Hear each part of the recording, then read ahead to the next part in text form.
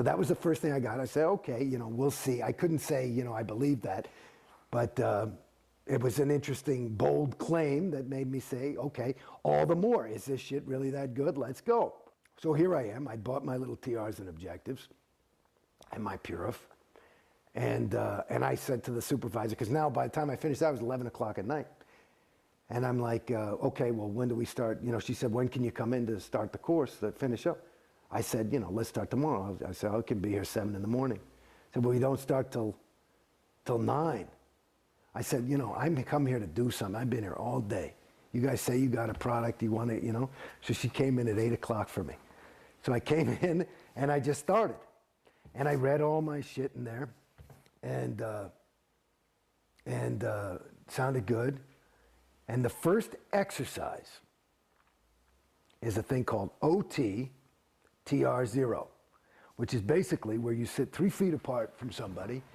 You cannot have any thinking mechanism, and you close your eyes and you're totally relaxed, but there's another person 3 feet in front of you doing the exact same thing. And the exercise is to be in communication with that person and your environment, but fully, the key word is confronting, which is, he defines as facing without flinching. So without thinking anything, like if I'm doing it with you, I'm thinking, okay, Mark, he's got that beard and he's probably hiding by. Then I'm flunking, because I'm thinking, instead of just being there, without any thinking. And so I have to be able to be, and you do this, it says, until you get a major stable win. Okay? So I said, fuck it, okay, here's my first Scientology shit, and I'm there with some whoever, and I'm sitting there, and I'm facing him without flinching, and I had a major stable win. What I did, according to Scientologists, and I don't have any other nomenclature for it, so it would work for me, but I went exterior.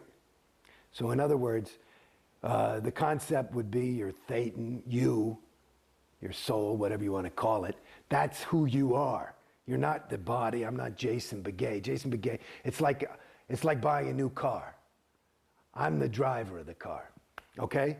So basically, I went exterior, and to get back to the beginning of my story, I felt for the first fucking time the biggest win in my life. I knew who I was. That question that I've been asking since I was cognizant. Who am I? I knew who I was. And this was huge for me. I said, wow. And this is not even that fucking auditing stuff they talk about. This is just some fucking, some thing. Yeah. And I said, shit, that's awesome. So I was blown out of my socks, happy. I was like, oh, so that's who I am. Because I knew I wasn't this thing, because I sometimes would have this personality. Sometimes I was a phony. Sometimes I was, you never know if you're real or not, But then there's those moments when, so it's like, who are you? And I could create effects on people and stuff. This is all this growing up. I mean, it was really interesting. Why would this person like me? I knew why I liked them, but why did they like me? Well, you said back in class that you didn't trust yourself. Why didn't you trust yourself? I didn't know who I was. So I go down and I say, okay, I want to buy this clear thing. I'm going to do that, because that's enough for me. I just go right there. No reg ever had to reg me. As a matter of fact, I used to reg the regs. They would fucking run, because I'd do things to them, stuff like that. I'd fuck with them. I like doing that. But at any rate, so I go to the reg, I say, I want to do this thing. And I figure it's going to be like, between 5 and 10 grand. Because the Purif thing was like 1,100. Friggin' clear thing, it's going to be more. But I figured, what the fuck? I had a couple of bucks saved, and I said, what? Well, I buy the fucking, they tell me the price of the thing. And that's another thing. The way they just can't say, oh yeah, the clear, it's 1150. It's like they just have to. They're not used to somebody just coming in and saying, let me get that thing. So that was hours and hours and hours.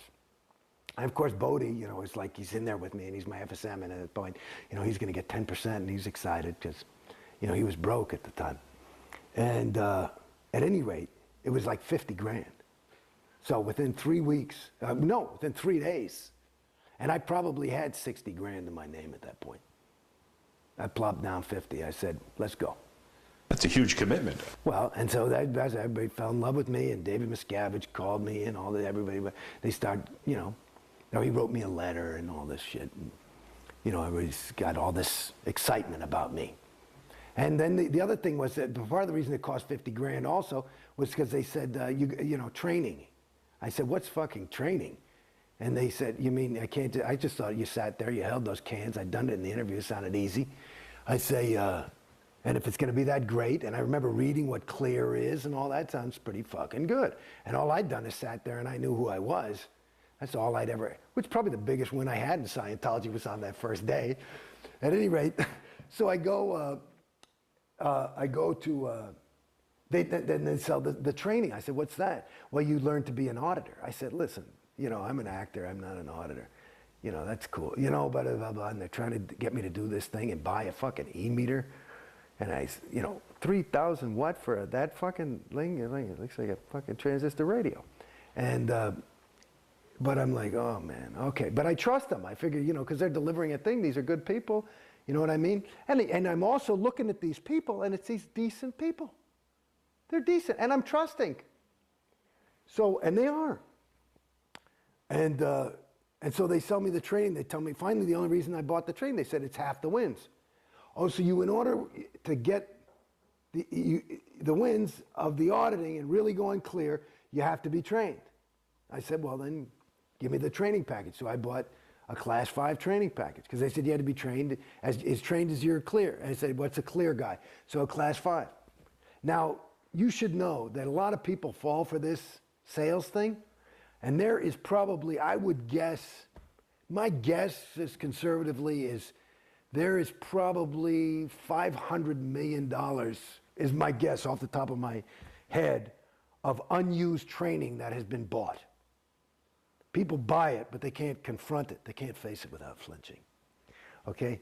Me, I'm a class 5 auditor. I fucking did it. I liked it. I thought it was cool. I actually got a lot of wins out of that shit. So that was part of another reason why people liked me, because I was actually doing it. I didn't mind going on. I would quit. I'd say, I don't want to go on that audition. I'm going on course. You know, I was here to go clear. I figured I can do this in about 5-6 months. What the fuck, you know? Let's go. And I basically did that. You know, I'd stop to do a little bit of stuff to pay the rent. But basically, I was in the org from 8 in the morning. I had my own auditor. And she just audited me all day. I got all the other PCs off her fucking line. And I just went clear. Well, I actually went through my grades. It turned out I was a past life clear. That's why I was so able. And Well, explain what that concept is, past life clear. well, what is that? Oh, dear God. Past life clear. Well, in other words, you know, I was born in 1960. Scientology was developed in 1952, but the LRH was doing Dianetics. I'm having a moment. See, this is part of the moments of coming out of Scientology, for me at least. I think it might be something common to a lot of people, but there are moments where you just feel a loss. And it's not a loss of, I miss Scientology by any stretch. It's a loss. It's a regret of having invested so much in something that is empty. And so there are these moments, I just had one, where you just go, whew. So at any rate, a past life clear would be somebody, because a clear even though LRH says absolutes are unobtainable, that's a state that he called a homo novus. You're not even a human being. You're not even a homo sapiens anymore. Homo sap, as he calls it. You're a homo novus, which would be new man in Latin. And so it's a new state on the evolutionary